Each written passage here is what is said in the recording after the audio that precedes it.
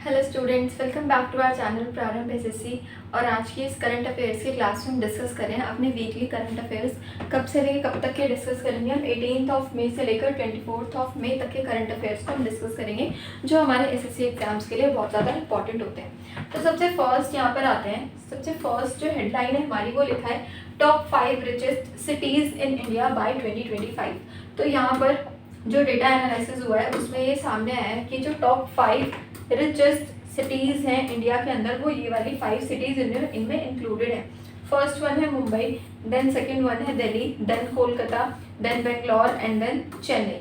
तो ये वाली जो 5 सिटीज़ है ये टॉप रिचेस्ट सिटीज़ के अंडर आई है बिकॉज यहाँ पे लिखा हुआ है कि मुंबई जिनकी इकोनॉमिक वर्थ इतनी है, मुंबई इंडिया की रिचेस्ट सिटी है। It's known for Bollywood, major companies and busy ports में about 12.6 million people live here earning around rupees इतने लाख एनुअली। ये यहाँ के इनकम के बारे में बताया है। उसके बाद दिल्ली के बारे में बताया है। देन कोलकाता जो कि ऑल्सो सिटी ऑफ जॉय के नाम से भी कहलाती है। देन कोलकाता के इकोनॉमी के बारे में गिवन है। Then this is silicon valley of India, dubbed आज सिलिकॉन वैली, जिसको बैंगलोर बोला जाता है, बेंगलोर सिटी। देन है यहाँ पर चेन्नई जिसकी इकोनॉमी हमें गिवन है यहाँ पे कि इसकी इकोनॉमी इतनी है एंड इसको एक टाइटल पे मिला है ये वाला डेट्रॉयट ऑफ एशिया, ये वाला टाइटल चेन्नई सिटी को गिवन है, मिला है इनको। तो ये वाली जो मार्क्ड वाले पॉइंट्स हैं, जो मार्क्ड वाली चीज़ें हैं, ये सारी ही नोट करनी है।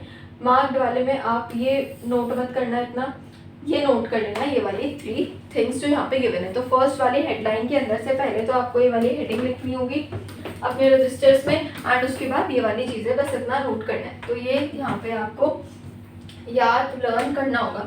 देन सेकंड वन पर आते हैं। तो मुजफ्फरनगर द सिटी ऑफ लीची के नाम से इसको बोला गया है, ये हेडिंग लिखना। Muzaffarpur a district in Bihar is famously known as the city of lychees, ठीक है, सिटी ऑफ लीची के नाम से इसको बोला गया है। देन यहाँ पे शाही लीची, geographical indications, ideal growing conditions and economic importance यहाँ पे गिवन है कि लीची का कितना कितना यहाँ पर कैसा है। तो यहाँ पर जीआई टैग भी मिला है शाही लीची को, recognising it's unique origin and quality, ठीक है। तो बस आपको इसमें से हेडिंग नोट करना है, बाकी और नीचे का कुछ भी आपको नोट नहीं करना। एक ये वाला पॉइंट और इसमें बस हेडिंग का इतना पार्ट बोल्डेड वाला लिख लेंगे।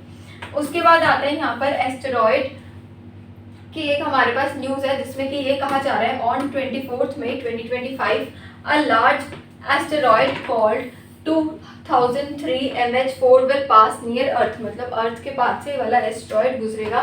It's about the size of Eiffel tower and will fly by at a very high speed, बहुत ही स्पीड इसकी हाई रहने वाली है।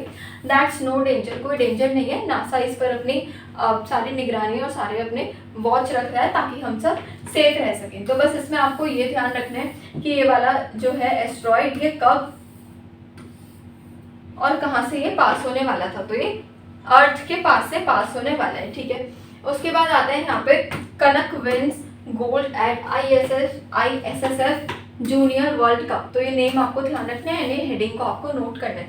17 year old Indian shooter Kanak won gold in 10 meter air pistol event at the junior world cup in Germany. कहाँ पर हुआ ये इवेंट? जर्मनी में हुआ है। शी स्कोर्ड, इनका स्कोर भी आपको ध्यान रखना है, बीटिंग यूरोपियन चैंपियन। ये पूरा ही यहाँ तक आप पूरा नोट करना, इतना पॉइंट्स तक, यहाँ से लेकर पूरा यहाँ तक आपको नोट करना है। This win is a proud moment for India in international shooting sports, ठीक है, तो ये ध्यान रखना। फिर उसके बाद आता है foundation stone laid for national academy of coastal policy.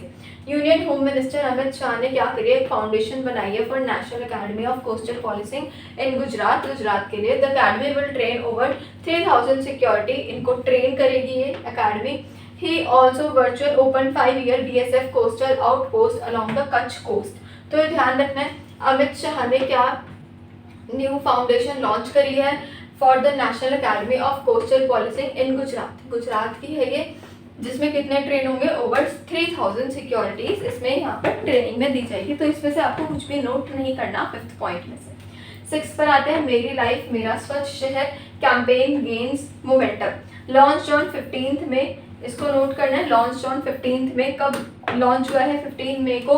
Union minister कौन है? हरदीप एस पुरी ने लॉन्च किया है द मेरी लाइफ मेरा शहर स्वच्छ campaign, focus on promoting sustainable life through the reduce recycle RRR initiative. तो इनिशिएटिव का नेम भी आपको याद करना है। इस इनिशिएटिव की यहाँ पे आपको इंफॉर्मेशन गिवन है। उसके बाद आते हैं पीएम मोदी इनॉग्रेट्स 103 अमृत स्टेशन अक्रॉस 18 स्टेट्स। 18 स्टेट्स में यहाँ पर अमृत स्टेशन क्या करें, इनॉग्रेट करें 103। On 22nd of May 2025, Prime Minister inaugurated 103 Amrit Station across 18 states under the Amrit Bharat station scheme. तो ये ध्यान रखना कि कौन से स्कीम के अंडर ये वाला पार्ट आपका आता है।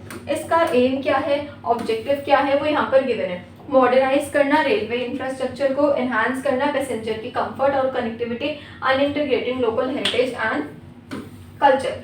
उसके बाद आता है यहाँ पर FSSAI cracks down on illegal fruit tripping practices.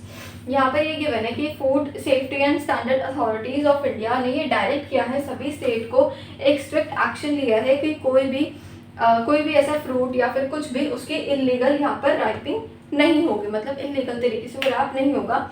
Health risk है यहाँ पर, और इसके लिए कुछ ऑल्टरनेटिव मेथड्स भी लिए गए हैं। तो इसमें से आपको कुछ भी नोट नहीं करना है 8th पॉइंट में से। 7th पॉइंट में आपको इंपॉर्टेंट थिंग्स यहाँ पर नोट करनी है। स्टार्टिंग की 3 लाइंस हेडिंग एंड स्टार्टिंग की 2 डेफिनेशंस यहाँ से नोट करना। नेक्स्ट आता है यहाँ पर Trump's Golden Dome missile defence system. यहाँ पर ये लिखा है कि जो यूएस प्रेसिडेंट है डोनाल्ड ट्रम्प, उन्होंने एक प्लान यहाँ पर दिया है for a comprehensive missile defence system called the Golden Dome. इसका पर्पस है this system aims to protect the US from global and space launched missile threats utilising satellites and space based weapons. Cost and timeline given है, the project is projected to cost इतने billion and is expected to become operational within 3 years। Then यहाँ पर international corporations में given है, मतलब ये ध्यान रखना है कि जो डोनाल्ड ट्रम्प है उन्होंने एक प्लान दिया है, कॉम्प्रिहेंसिव प्लान है for the missile defence system जिसका नाम है गोल्डन डोम। जिसका ये पर्पस ये है कि ये जो प्रोजेक्ट है ये एम कर रहा है कि वो प्रोटेक्ट करे यूएस को, किससे, अलग अलग जो ग्लोबल जो स्पेस लॉन्च हमारे जितनी मिसाइल हैं उनसे प्रोटेक्ट करे, utilising the satellites and space based weapon से क्या करे, प्रोटेक्ट करे। तो ये यूएस का एक प्रोजेक्ट है गोल्डन डोम, इसका नाम ध्यान रखना। Then justice K Somashekar appointed chief justice of Manipur high court. तो मणिपुर हाई कोर्ट के लिए इनको अपॉइंट किया गया है। नेम ध्यान रखना है यहाँ पर 9th chief justice of Manipur high court रहने वाले हैं ये।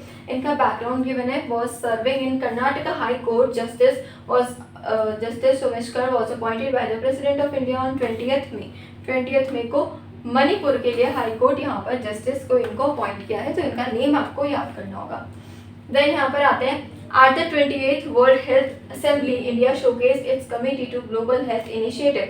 यहाँ पे गिवन है Global Health Commitment at 78th World Health Assembly, जिसमें कि आयुष्मान भारत है जिसे इंडिया ने हाईलाइट किया है स्कीम को, the world's largest health insurance programme covering 580 million, कितने 580 मिलियन पीपल को कवर कर रहा है, और रिसेंटली एक्सपेंड किया है including the all citizens above 70 years. तो 70 ईयर्स से ऊपर वाले सिटीजन्स इस वाली स्कीम के अंदर है।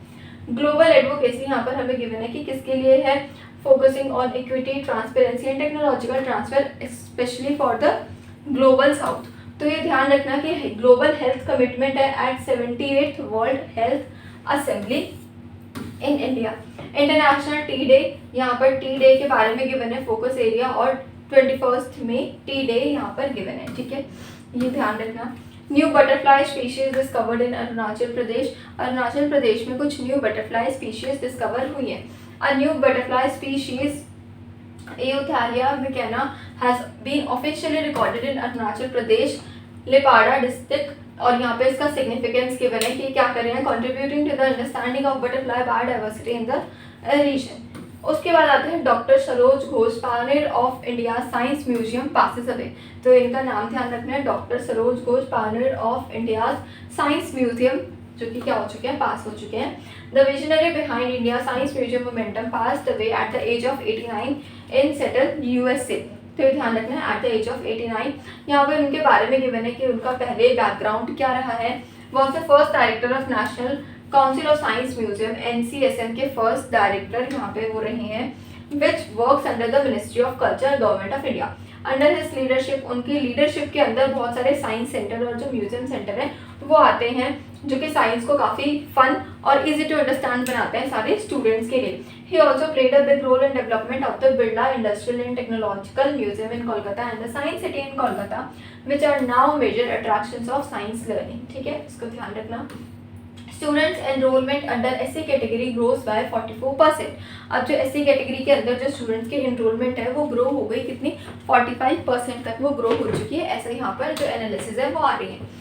From 2014 to 15, the 2021 and 22 there has been a big increase in the number of students was different social categories joining education institutions in India.